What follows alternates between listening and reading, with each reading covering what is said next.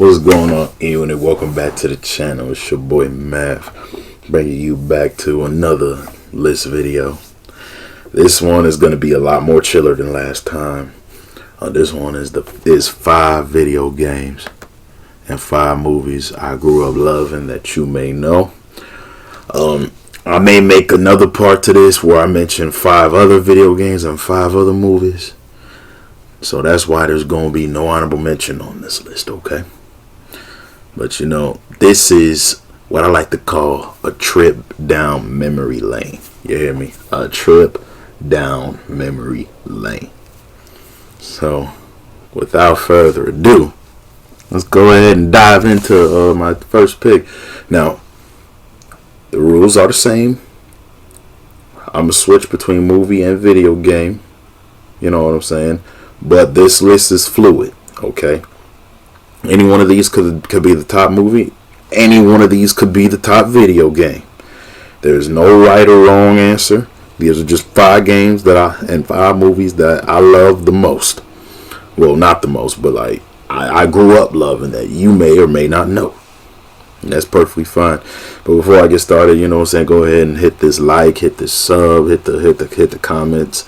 You know what I'm saying, all that good stuff. Without further ado, let's go ahead and get right into it, man. Number 10, the first movie that I'm going to get across is Don't Be a Menace. And no, I'm not saying the full title. But nah, man. Look, I run across this movie pretty much like I first ran across this movie on Stars and Encore. You know what I'm saying? Sometimes on Showtime, but like you just can't count out the Wayans brothers. You just can't count out the Wayans brothers. I actually read a story that, you know, at first this movie was going to be something totally different. And then Keenen Ivory handed them the script and told them to rewrite the whole movie. And reshoot it. And it took them like, what, a week to do it? But yeah, man. But despite all of that, this movie is fun from start to finish, bro. You know what I'm saying? The mama being Vivica Fox, fire. The crackhead, hilarious. Ashtray's dad, funny as hell. If you bring any of them hoes here, make sure I am first. Low Dog, just as iconic. Arguably the best character in the movie. Arguably. Then we got fake black activists in the building. Y'all know who I'm talking about. We got Crazy Legs. He's in the movie. He's fire. He's funny. Playing Paul Monopoly and shit. Anyway. Shoot, we got their grandmama who was a secret gangster. Their mama who was a pot dealer. We got Dashiki who's the token hood rat. We got Toothpick who's the token bad guy of these movies. Getting his butt beat by his mama for not getting her money. We got Antonio Fargas in this movie as old school. Talking about I'm on punishment. My mama says I can't leave the porch.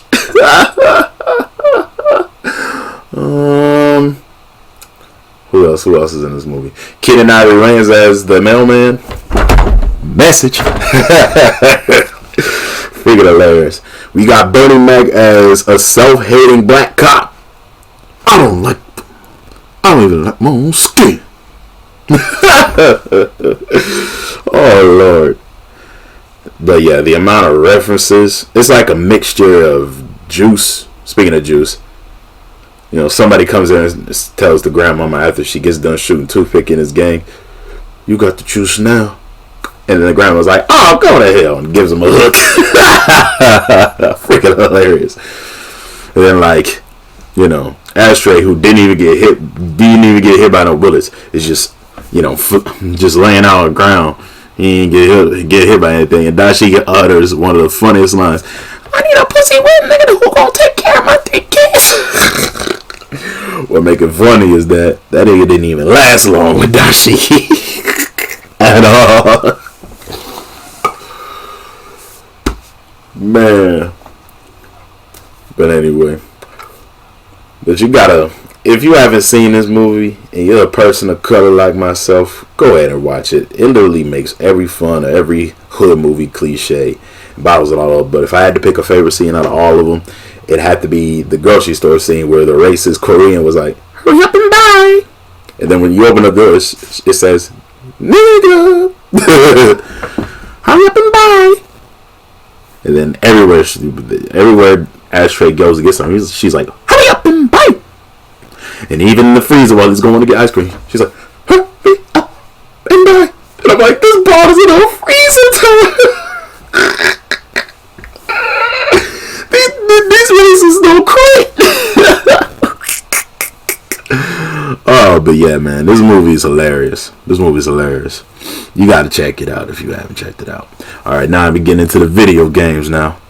You know, the video games, like the movies kept me in the house, but the video games really kept me off the streets.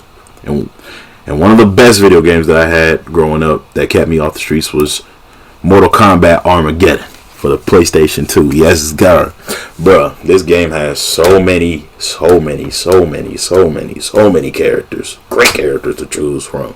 Your classics from your Sub-Zeros, your Scorpions, your Johnny Cages, your Raidens, your Liu Kangs, your Sonyas, your Kanos, to the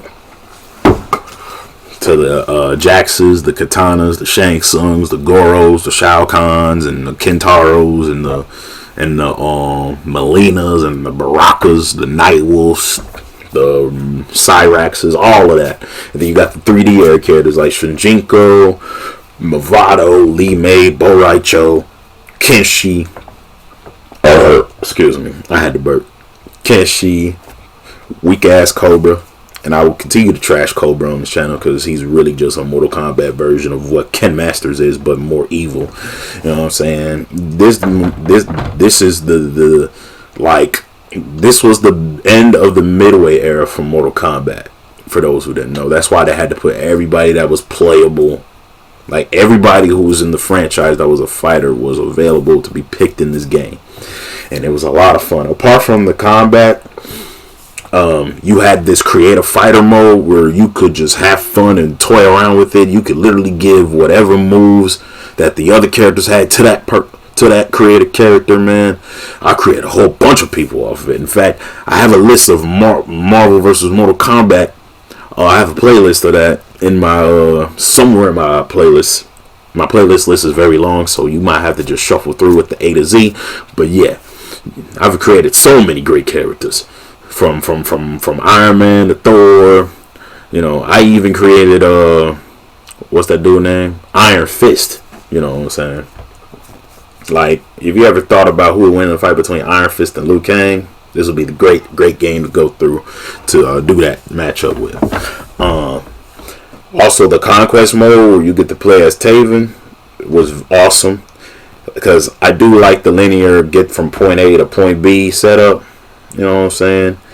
Whereas in the previous game that came up before this, which was Mortal Kombat Deception, it was more of like an open world free roam, which wasn't bad, you know what I'm saying? But like, you didn't get to fight in the middle of, you know, each level unless it was a main story fight. This game had both main story fights and regular jobber enemy type fights, you know what I'm saying? And it had secrets you could unlock too, just like Deception did. And the Crypt mode was awesome. And what I also like is the bonus mode called Motor Combat, which is basically if Mortal Kombat was ever like, you know, ever met Mario Kart, this is the kind of car racer it would come out to be. Motor Combat. You had like, I think Sub-Zero, Scorpion, Melina was selectable, Raiden, Jax, Bo Raicho, and Johnny Cage, and I think Baraka was available too as a playable character. But yeah, man, basically you ride around the cart and finish like, I think, up to 5 laps per track because the tracks were so short, I think. Or was it 3? I would say depending on which track. But yeah, man, I definitely had a lot of fun playing it. My favorite to use was Sub-Zero because his special move is really, really dope because of how much success it has hitting the opponent and freezing them for a while. So that way you can get ahead. Love it, love it, love it. Sub-Zero's the GOAT. That's all I'm going to say. Sub-Zero is definitely the Mortal Kombat GOAT, man. And moving on to number 8. And I love this movie so much. And it doesn't get the respect it deserves. It does not get the respect it deserves. Rush Hour 3. Come on, y'all. Rush Hour 3 is the most underrated of all the Rush Hour films in the trilogy, man. We talk about 1 and 2 a whole bunch. And those movies were amazing, fantastic. But Rush Hour 3, Rush Hour 3 was just as enjoyable. You know what I'm saying? If not, it's at least a grade below. It's not absolute trash like everyone wants to think it is. Like, I think this movie just gets too overshadowed. You know what I'm saying? Like, Chris Tucker's humor in this freaking hilarious. Like, remember at the beginning of the movie, he was like, "That's right, Lee. For the last 3 years, I studied the ancient teachers of Buddha, earned 2 black belts in Wushu martial arts, spending every day at the massage parlor over there on Pico and Bundy. I am half Chinese, baby. Well, if you're half Chinese, I'm half black. I'm your brother, and I'm fly. You down with that, Snoopy? That's dope, isn't it?" And then he goes, "Sorry, Lee, you can't be black. There's a height requirement. Same as riding the Matterhorn." And then, like, literally moments later, they're getting their butts kicked by the giant. And then he was like, "Come here, man, let me go. I love Chinese people." And then, like, afterward, he asked the master, after they get their ass beat, he was like, "We'll be asking the questions, old man. Who are you?" "You." "No, not me. You." "Yes, I am you. Just answer the damn questions. Who are you?" "I have told you." "Are you deaf?" "No, you was blind." "I'm not blind. You blind." "That is what I just said." "You just said what?" "I did not say what I said. You. That's what I'm asking you." "You was asking me." "Shut up." "You." "Yes." "Not you. Him." "What's your name?" "Me." "Yes, you." "I am me." "He's me. And I'm you." "I'm about to whoop your old ass, man. Because I'm sick of playing games." "You? Me? Everybody's ass around here. Him? I'm going to kick this ass. I'm sick of this." "Carter, no, Carter." And then, like, after him and the master and Lee stopped talking, he was like, hey, I don't know what the hell you feed him, but he is feeding me." "Carter, go." I have to say, for my favorite part of the scene, it's a 3-way tie between that part, the scene where they're interrogating, where Carter's like, "Sister, you tell this piece of S word that I'll personally F word him up. And you tell him that his mama's a H. Carter, I believe whore is spelled with a W. Right, W. And his sister's a W. And his grandmama's a 2-bit W who makes double because she got no teeth. You tell him I said that." And then when the nun was like, "She called this gentleman a word that means cat and another word that rhymes with maggot." And I'm like, we already know what that means. I'm not going to repeat it. PAF. Fill in the blanks. But yeah, man. And then, like, it's between those two and after Genevieve got shot, after Carter was trying to smash Shorty, when she took off her wig and revealed that she had the list tattooed on her head, she was like, Carter was like, "Holy mother of Jesus, she's a man. I'm at the second basement and they're a freshman. It's the crying games. I'm Brokeback Carter. Oh God, I'm not a man. This is what you sure about that? Huh? Lee, go over there and check the hardware. If he's got anything in the bag, then the 3 of them are gonna beat his ass." James, a woman who needs a way out. You have to help me. And I remember when he said, what he said? He was like, "You have messed up with some weird shit, lady. I mean, man, whatever the hell you are."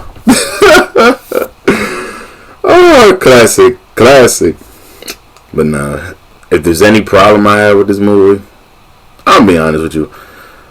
Some of the side characters, outside of maybe like 2, are just not very good.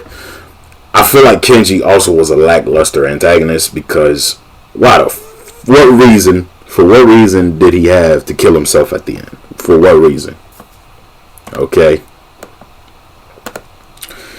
Going into the next video game, it's one that's enjoyable. That kept me inside the crib. True Crime Streets of LA. This movie, this dope game has Nick Cage as a cop. This is basically the anti-GTA, okay, of its time. Instead of being a criminal, you're the cop. You know what I'm saying? And then what I like about this game is that you can choose to do good cop ideas or bad cop ideas. And depending on the path you chose, you can either get the good ending or the bad ending. I always tried to shoot for the good ending, which I believe is the true ending of the game. After you beat down the general in the middle of the airport, which was the toughest fight like ever, cause like everybody here on YouTube always struggles with the Lola fight, but the thing about the Lola fight is you YouTubers are too passive. You gotta get aggressive. You gotta keep mashing buttons. Bro. Like the flip that she does, you gotta keep mashing buttons so you can interrupt it. Cause remember, your jabs and your low kicks are faster than her flips, so they can interrupt those moves. You know what I'm saying? Just stay aggressive with those, man. Yeah, the fighting mechanics are a little clunky, but I still enjoyed them. But overall, man, this was an amazing game. I also liked the shooting, like when you can switch the controls to fit like, you know, modern shooting games, like having all in one be the shoot button. You know what I'm saying? It's actually, you know, quite fulfilling, man. And then like the weapons in this game is fire. You know what I'm saying? The driving is smooth. Like you could like literally pump the hydraulics and you can drive on two wheels in this game through traffic. And like you can also put flash the siren so the citizens in the city can just get over to the side and let you pass, man. And you could just go high speed all you want without wrecking your car. You feel me? But yeah, man. But overall, man, this game is an iconic classic. Also, the soundtrack for this game is banging. Dude, it has Thuggish Ruggish Bone on it. Thuggish Ruggish Bone. And speaking of bone, if you collect all the dog bones in the game, you can actually play as Snoop Dogg and free roam with him through the game. He has his own sounds too when he's fighting. So yeah, and arresting people. So yeah, man. True Crime Streets of LA. Shout out. Coming in at number 6. All About the Benjamins. This is an underrated hood classic. This was around the time where like Ice Cube and Mike Epps were the duo we didn't know we needed, but we were grateful. We were grateful in Next Friday, but we weren't as grateful with All About the Benjamins. Like this movie is fun from start to finish as well. You know what I'm saying? Stellar acting. Mike Epps' humor definitely gives this movie a lot of weight. Like you didn't go a moment without Mike Epps cracking a joke. You know what I'm saying? When he's on screen. You know what I'm saying? 15, 30, 37, 38, 45, 47, 45, 40. Okay, how much are you? 750. 750. It's 50 now. 750. I like how even before that he was like something. What how many times I got to tell you, don't open the potato chips till you pay for them. You don't have to tell me that all the time because I like potato chips. And then he says I'm gonna start going to Dwight's because you don't laugh at my jokes or nothing. Dwight who? Dwight around your lip. Hilarious, bro. Hilarious, man. And then like, let me see. What else? What other funny movies was in here? Oh, the dang torture scene where one of Williams' henchmen got locked up in there. He's like, look at your freaking whole head, man. You'll never find blum blum blum blum a hairline like mine. They'll sit way back here. If you're in the army, you'll do like this. Yes, sir. You don't got a 4 head. You got a 5 head. He was like, really? And I bet you when you have dreams, you don't have dreams. You have movies. Classic. Then even Ice Cube got his little elixir too in that scene. He says you don't want to shot at me, huh? He was like, no hablo inglés. Oh, are you screwing with me? Are you screwing with me? How about screw with this, motherfucker? And then he started screwing at him. He started feeling the pain. He's like, ah. And then Mike was like, let me get some of that. He was like, come on, kick back, man. I got this. And then he was breathing hard like, And then Ice Cube was just mocking him like, I'm like, dog, how is his face while he's mocking him. And then after that, he was like, I'm gonna let you get some. Stop playing, man. Get him. He was like, for this motherfucker, come on, bitch, let's just fuck him up in here. And then he's like, ah! And then Eva Mendes finally was over there biting her nails and cringing. And then he was like, what's that? And then Mike Epps was like, Channel 6, live on news. Channel 6, reporter live. Let's hear it, motherfucker. Everything. Man, that has to be my favorite part of the movie. That is between that and the scene where they're in Miss Barkley's house. And then, like, Mike Epps gets out of Bookham's car, disobediently, I might add. And then he goes into one of the Bentleys that the Barkleys had, and he's like, feel like a president. First black president. Bum, bum, bum, bum, bum, bum, bum, bum, bum, bum, bum. And I'm like, this dude, man, this is crazy, man. Meanwhile, Ice Cube gets knocked the heck out with a golf club. And then after that, he tries to take his gun. He's like, let's go outside, take care of your friend. And then, blow! Mike Epps hits him upside the head with the vase. And he drops the gun inside of the fish thing. He's like, take care of that, motherfucker. And then Brooklyn was like, hey, go out there to see if you can find Miss Barkley. Hey, and don't touch nothing. Man, I ain't gonna touch nothing. Then he sat down. And he started going through everything. He even sniffed the bubbles in the water. And then, like, he goes in the safe. He takes the money. He finds the gun, you know what I'm saying, and he hides it. And then he's reading the will and all that. And then out of nowhere, Miss Barkley just comes up out of the water. And then he hears a sound of her dead body squeaking. And then he goes back to touch what has happened. And then, like, he's touching the nose of the dead body and all that. And he touches one and goes like, ah! Look him! And then after Ice Cube knocks dude out again with another vase, he was like, hold that thought player. He was like, what you keep yelling for? He was like, yo, this bitch is scared the shit out of me. I'll be goddamn. And then he hands him Miss Barkley's way. He was like, this Mr. Barkley will right here, man. He was like, I told you not to touch nothing. But man, he left her everything. And then he was like, look, I'm trying to buy this house. See, I know they gonna sell it. And he was like, what's in the safe? And then Reggie's like, nothing. Knowing damn well he took something. He was like, they said that the diamonds was in a nice, safe place. Now, what's safer than a safe? Well, he was like, Brooklyn, look, listen, man. Don't you think they would have been smart enough to get the diamonds out of there before we even got here? He was like, yeah, as a matter of fact, they would, huh? Matter of fact, come here, asshole. He was like, what? Oh, and then he's patting him down. And he was like, trust me, Brooklyn. We partners, we together, you can trust me. And then he finds the wad of cash he stole from the savings bank. He was like, oh, that's a whole lot of trust right there. And then Reggie's line was like, look, I know what you're thinking, man. I was just about to put that back in there. He was like, you scandalous. How you gonna steal from a dead woman? And then he keeps it so real when he says, cause she ain't even complain about it, man. She don't give a fuck. Freaking hilarious. And then, like, after, like, Bookham lets him have the money, and then he starts rolling away. He was like, yo, Bookham, we can split it. And he grabs the gun. And I'm like, what you with, bro? And then they finally find the diamonds and shit. He was like, what you doing with one of the people? I was Reggie. Drinking up all the orange juice and shit. Get your ass over here and help me clean up. But yeah, man. Freaking hilarious. Oh, yeah, the dog track where him and Williamson are having a roast off. He was like, man, this long while, boy. It'll take 4 of yours to get mine. He was like, and then his girl was like, can we just keep it civilized? You know, I went to school for that. Civilization University.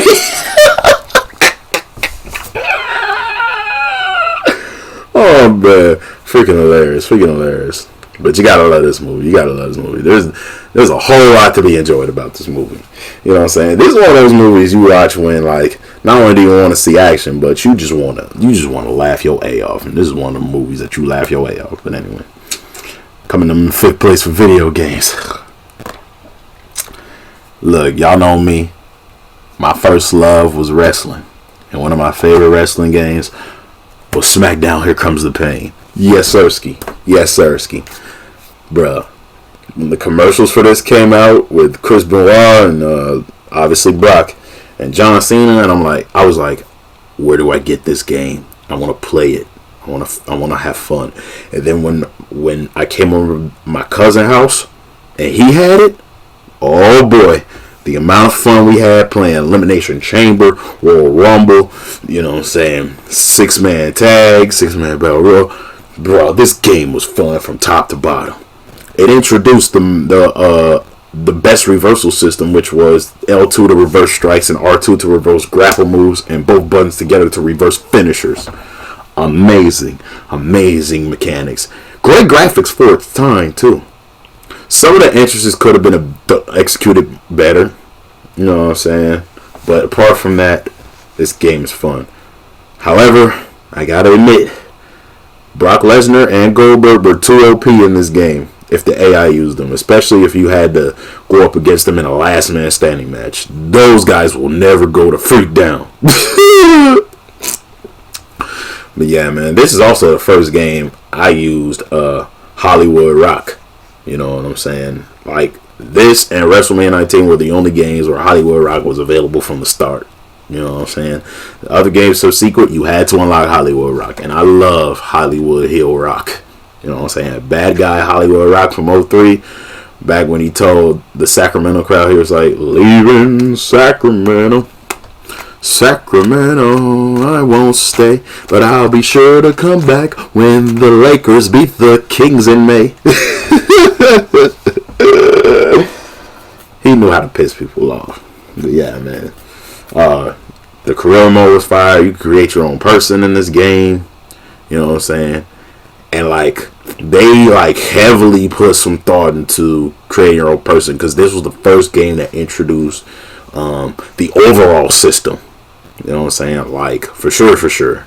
Like, true in its form. The overall system was definitely a thing in this game. You know what I'm saying? If you had this game, you spent countless amount of times putting countless amount of matches. You know what I'm saying? And playing season mode / career mode over and over. And the soundtrack of this game is bumping too.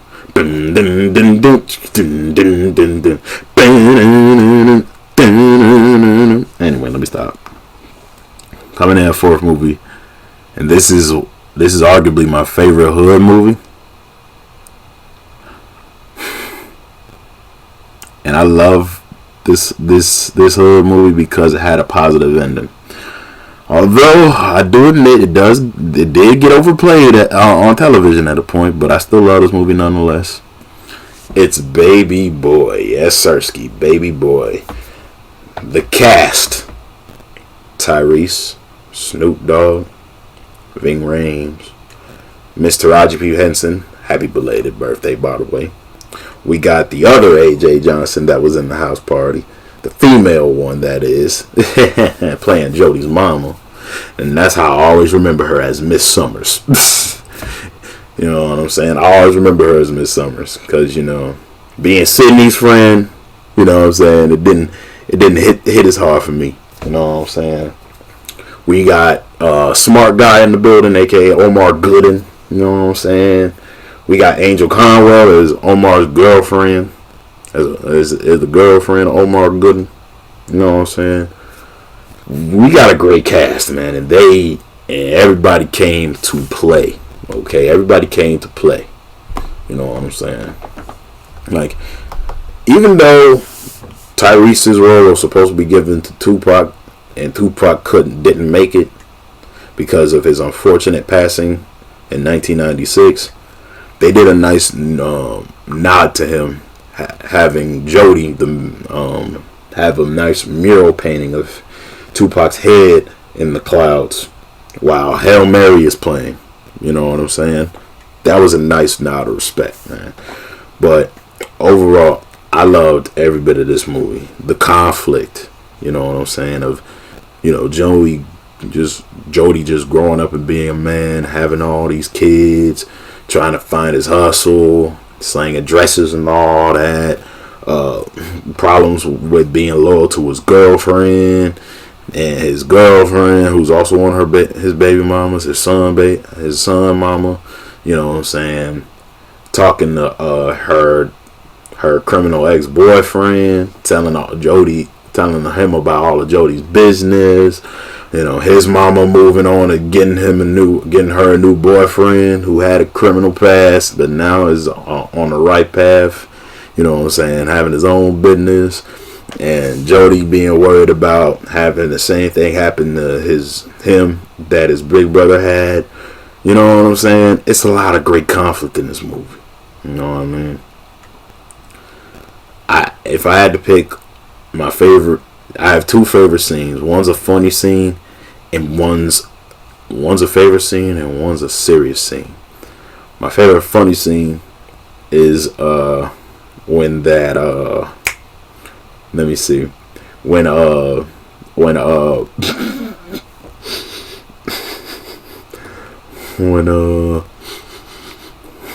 when Ving Rhames, you know, put Jody in a chokehold, he was like, "So, yeah, that's right, cry to your mama." He's like, "Mama." He's like, "Cry to your mama." Little Jody. If it wasn't for your mama, I'd have broke your little ass a long time ago. And then his letter was out of it. I think he low-key kind of licked him there too. But yeah, man. And then like afterward, what made me bust out laughing is even after that, and his mama walked in on him and he had to break it up. And she was like, "Can you go to the store to get me some cigarettes?" And I'm, "For sure, baby, for sure." And after his mama walked off, he looked at Jody like he didn't do nothing. He was like, "You want something from the store?" You want something from the store?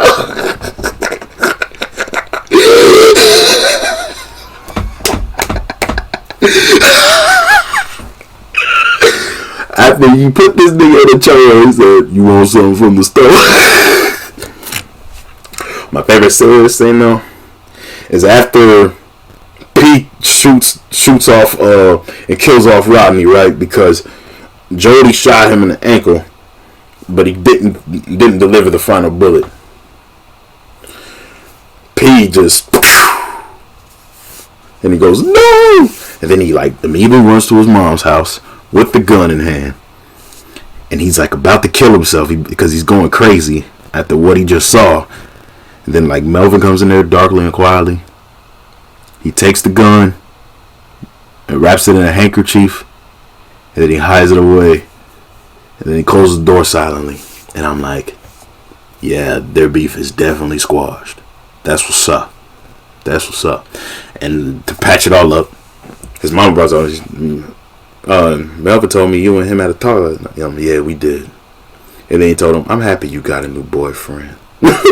See, character development. That's why I love this movie. And then this movie ends with Jody finally choosing to commit to Yvette properly. But I gotta admit though, man, Pandora definitely was a baddie. Pandora definitely was a baddie, man. But I have to admit, Jody and Yvette did have quite a toxic relationship that so many of our people love to romanticize and glamorize. And that shit ain't cool. Be positive like how they were, and don't be like them in the beginning and middle of this movie. Having Shorty get an abortion and shit. And then like fucking around on her. With your other baby mama and other people and shit. But yeah, man. Oh yeah, the same actress that plays Dashiki also plays Sharika, who is Yvette's girlfriend. Well, you get it. Anyways, coming in number 3 for video game, we got NBA Street Volume 2. I could have put the whole series in, but I'm gonna save the other games separately for another video. But I want to talk about the best one in terms of gameplay. I always said V3 is the best in terms of roster because it had the 03 class in it. But Volume 2 is the best in terms of gameplay because the level 2 game breakers literally changed the game. For real. Did I even mention that this game has a lot of great picks for a soundtrack? I'm talking Rocket the Party with Benzino.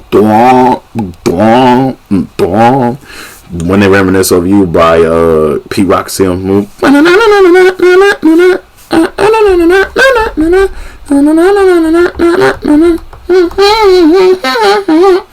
Or how about Kitchen. Or how about It's My House with Nelly, or the Dilated Peoples. We are live on stage. Eric Sermon react. Whatever she said, then I'm that. If this here rocks to y'all, then react. Come on, man. But yeah, man. All the street legends were, majority of street legends were back. Like Dime, Biggie Little, and my favorite, Stretch. He was awesome. Awesome. And also, Michael Jordan was not the only legend in the game no more. Like, you had all the throwback legends like Magic Johnson, Larry Bird, Kareem. You know what I'm saying? You had, who else was in there? Will, I think, was in the game. Wasn't Will in the game? But yeah, Julius Erving was in the game. You know what I'm saying? There's a lot of great old school legends, man, to complement the new modern stars of that time. You know what I'm saying? You had Magic T-Mac pre-injuries, you know what I'm saying? You had Nash and Nowitzki and Finley on the Mavericks. You had, you know what I'm saying, KG and the Timberwolves, or Wally Zerbiak. And I think Sam Cassell was on the Bucks still, I think, around this time. So he didn't quite make it to the Timberwolves, or did he? I don't know, my memory's bleak. You had J Kidd and the Nets. You had AI. You had VC, you know what I'm saying? You had Kobe and Shaq, you know what I'm saying? By the by, you know, one of my favorite things to do in this game is to pick a team with one center and two people who could handle and shoot. And every time I get on defense, if I'm picking if I'm using the big guy, all you got to do is stand under the hoop and just block anything, because goaltending was legal. Street ball ain't no rules, man. Street ball ain't no rules. But yeah, if the Street Series were to ever come back, they would need to have the Game Breaker and the handle system of V3 with the Game Breaker system of Volume 2. That would be the greatest Street ever. Oh yeah, and if the roster goes from classic to modern too, like a basketball game and a basketball game without a good roster. But anyway, coming in number 2 for movies. This one is kind of near and dear to my heart. You know what I'm saying? This one's kind of near and dear to my heart, because it has my eternal crush in it, and that's Romeo Must Die. Man, Romeo Must Die is one of them underrated gem movies that gets crapped on because, you know, of the concept being predictable and cliche, but I still enjoyed a lot from this movie. You know what I'm saying? And for her first role, I have to say, Aaliyah did amazing for her first role. Absolutely killed it. Kind of makes you think, if she would have stayed alive, she would have had an amazing acting career. You know what I'm saying? Barring Queen of the Damned, because Queen of the Damned, I could hardly get into it, but I stayed into it for Aaliyah. And Aaliyah carried that movie by herself. Everybody else in that movie was just ass. I'm sorry. You only watch Queen of the Damned because you want to watch Aaliyah act. But this movie right here, it had a lot of all-stars in it. Can't even lie. You had Delroy Lindo as the dad to Aaliyah. You had Russell Wong, who also voiced Nick Kang in True Crime Streets of LA, who plays one of the main villains in this movie. You had Isaiah Washington playing the other main villain in this movie. You got Jet Li playing the main character on the Chinese half. You know what I'm saying? You had Anthony Anderson playing the main henchman of both the main villain and Aaliyah's dad in the movie, man. So yeah, man, you did this movie. This movie delivered on lot. Oh yeah, D.B. Woodside also plays the brother to Aaliyah's character in this movie too. But you know, his role was cut short because he ends up dying very early on in the film. You know what I'm saying? Shout out D.B. Woodside. But y'all might know him as Melvin Franklin from the Temptations series. But yeah, my man. What else? I must say, oh yeah, DMX also appears in this movie.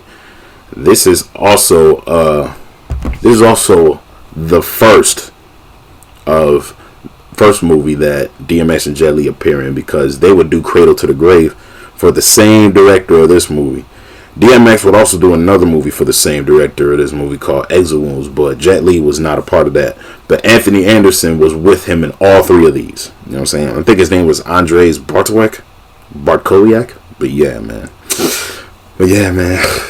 If I had to pick a favorite scene from this movie, it would have to be like, it'd have to be like every time Jet Li fights Aaliyah's dad's henchmen, like the gangsters, like especially the first time where like Andy Anderson was like, son, hey, what you doing bothering Miss O'Day? And then Aaliyah's like, he's the delivery boy, moron. He was like, I done told you about that. Now my name is Maurice, alright? And then he was like, hey, you smell something? I don't smell nothing. Then where the hell's the takeout food? And then Aaliyah looks at him like, you hungry, baby? And I'm like, yeah. And I'm like, I would answer with a quick yes. And I'm like, man, y'all don't want to get me started on Aaliyah. Y'all don't want to get me started. Matter of fact, I might save her for last, cause man, y'all already know what it is.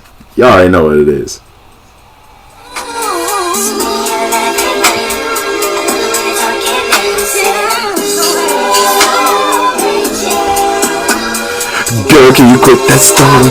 You know I'm obsessed with hardest things. So anxious. Meet me at 11:30. I love the way you're talking dirty. Okay, let me stop. You already know what it is, man. You already know what it is, bro. You already know what it is. But yeah, man.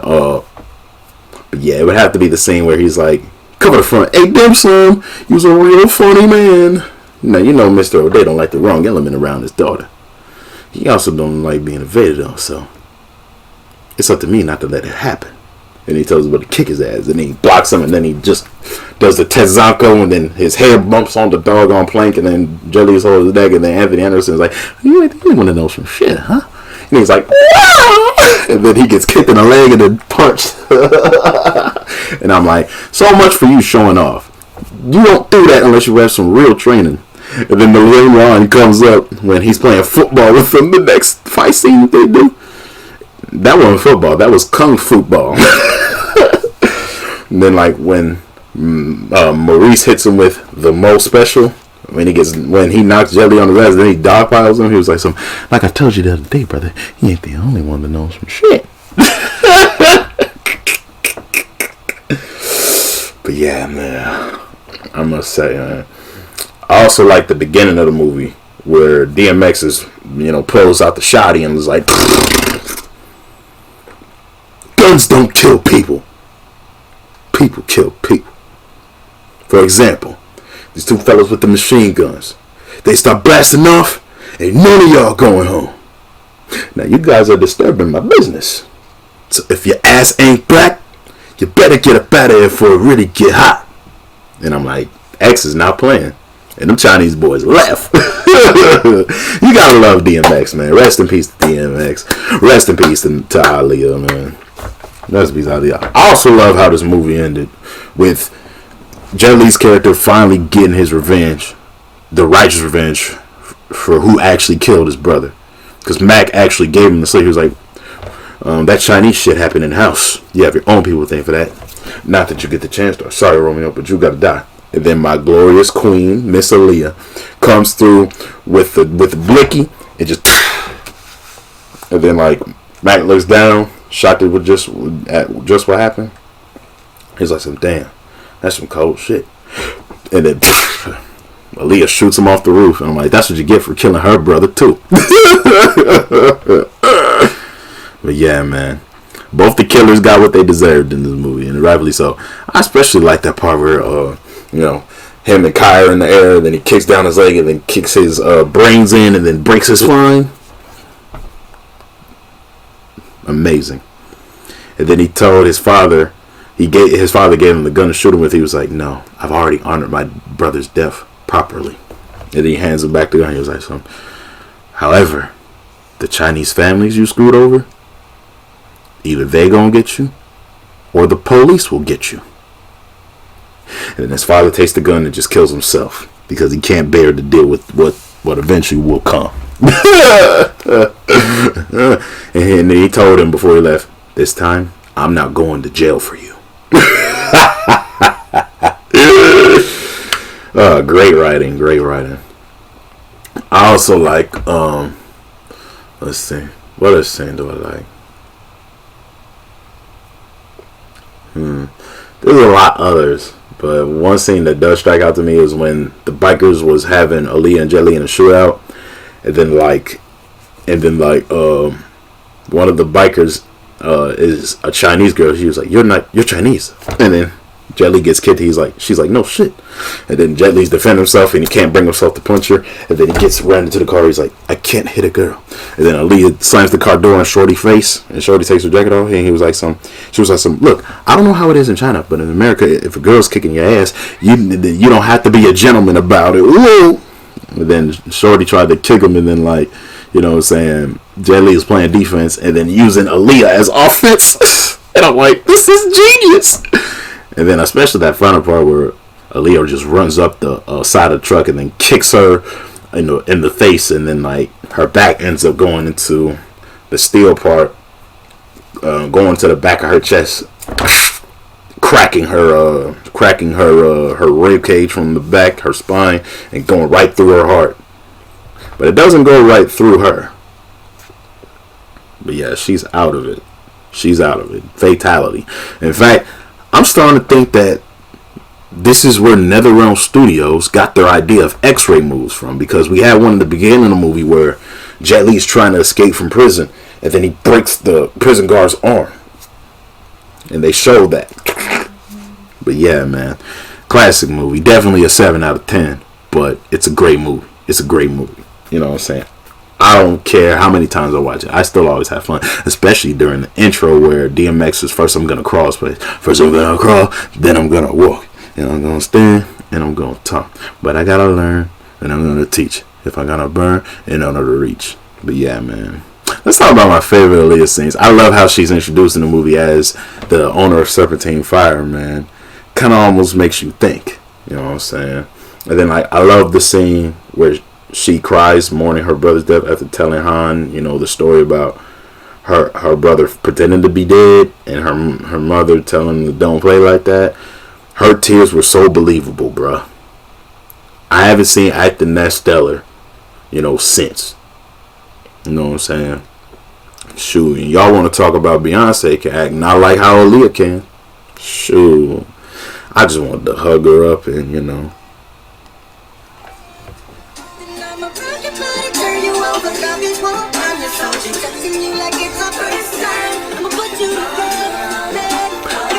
I'ma put you to bed, man. You already know what it is between me and Aaliyah, man. But rest in peace, though. Alright, number 1. Def Jam 5 from New York. The reason why this game's number 1 is because we will never get a game like this ever again. Because too many rappers are too caught up into their images now. And too many rappers know their own value, know their own worth. And they're not going to settle to put something like this together ever again. This is a game we will never get again. I love everything about this game. The story, the clothes you can buy, the fighting styles, the venues, the soundtrack, the reward system. Everything about this game was just top tier. There's a reason why this game is on eBay for $120 as it is a new copy. And I have 2 copies of it. One for GameCube and one for PS2, man. I have 2 copies of it. You know what I'm saying? The game is so nice, you gotta get it twice. You know what I'm saying? Like, the countless amount of free-for-all matches. The countless amount of team matches I will play. You know what I'm saying? The story mode where I had to fight tough-ass Fat Joe. Tough-ass, who was it? Crazy Legs, who counters everything on hard mode if you face him there.